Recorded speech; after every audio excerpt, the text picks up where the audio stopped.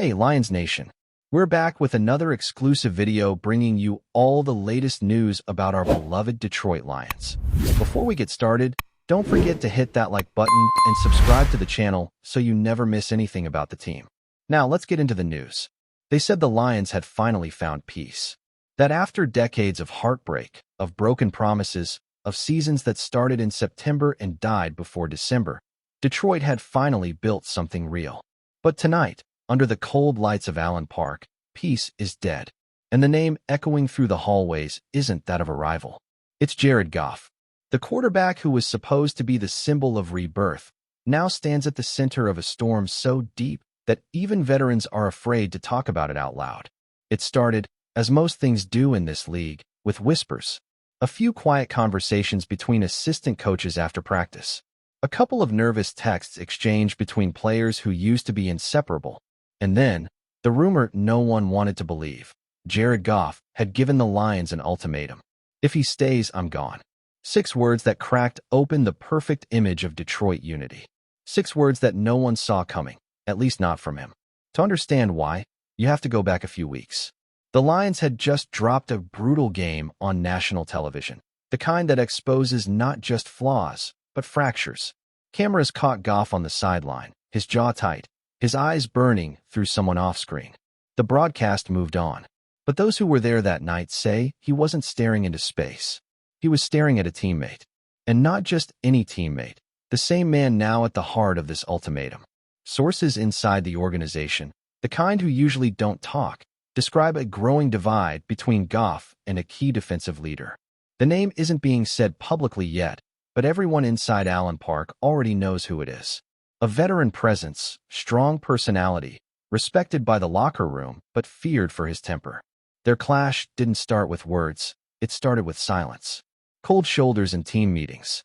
Goff skipping defensive film sessions. Coaches trying to play peacemaker, pretending it was nothing. Until it wasn't. By the 3rd week, the tension had become impossible to hide. A post-game argument spilled into the tunnel. One staff member says it got physical. Another insists it didn't, but admits that security was called to de-escalate. No official report was filed, but the story spread fast. And that's when Jared Goff, the calmest man in the building, the quarterback who'd built his reputation on patience and leadership, reportedly walked into the front office the next morning with a message no one expected. I can't share this locker room with him anymore. If you choose him, you lose me. The front office, caught completely off guard, tried to contain the situation. But containment doesn't work when the walls are already leaking. Word reached the rest of the roster. Some took Goff's side. Others defended the veteran. And suddenly, the Lions' most unified locker room in decades became a battlefield of loyalty and distrust. One anonymous assistant coach put it bluntly. This isn't about one player. It's about control. And right now, no one has it. Behind the scenes, management began emergency meetings. Team owner Sheila Ford Hamp reportedly requested full details, while GM Brad Holmes tried to calm Goff down privately.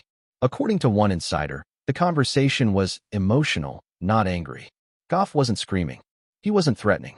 He was done. He looked tired, the source said, like a guy who's been holding something in for too long. Another staffer described it differently. He's protecting the culture. People think this is ego, but it's not. He feels betrayed.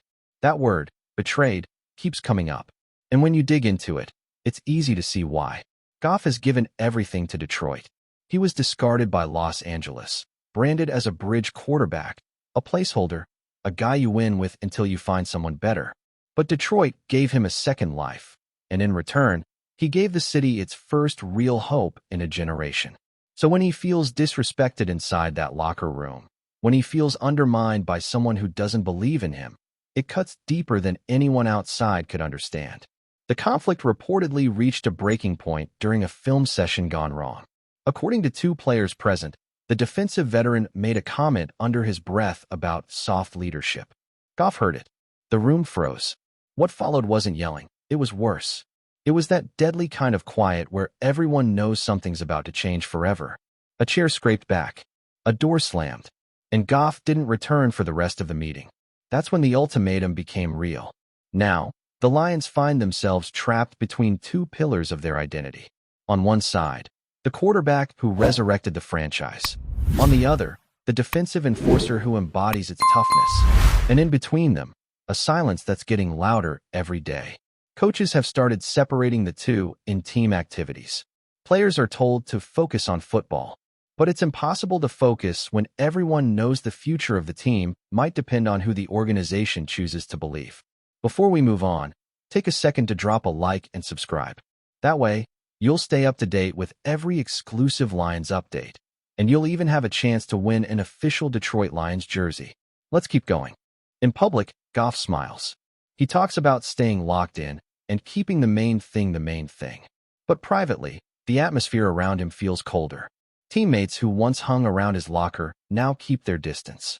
One rookie described it as walking on eggshells. The trust is gone.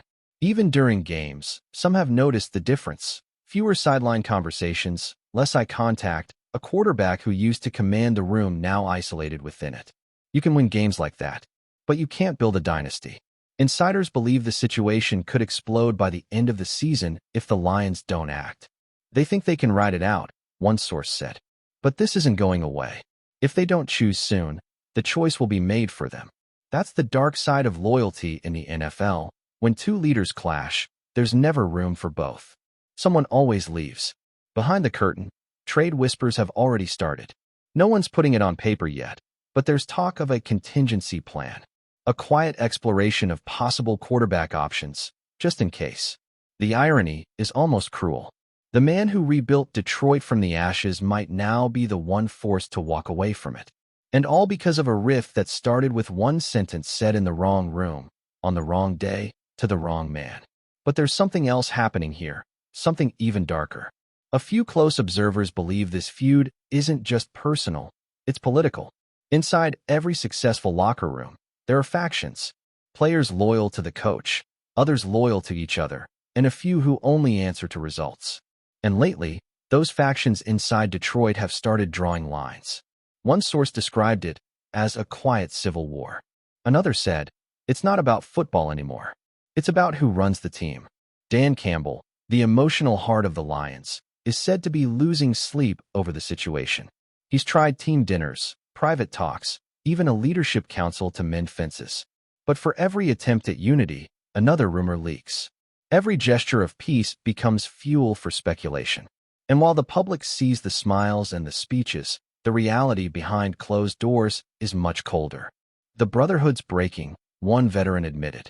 And when that goes, everything goes.